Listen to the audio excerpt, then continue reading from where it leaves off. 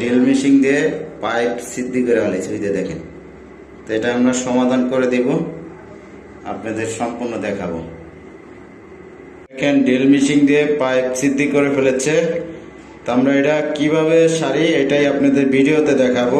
সম্পূর্ণ ভিডিও দেখবেন, না দেখলে বুঝতে পারবেন না।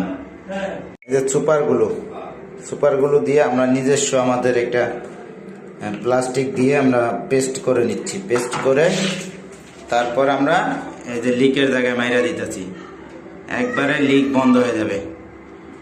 তা আপনাদের পানি চেক করে দেখাচ্ছি। আলহামদুলিল্লাহ, অবশেষে আমরা লিকটা সেরে দিলাম। এখন আমরা পানি চেক করে দেখাবো। এই যে দেখেন লাইনে পানি আছে,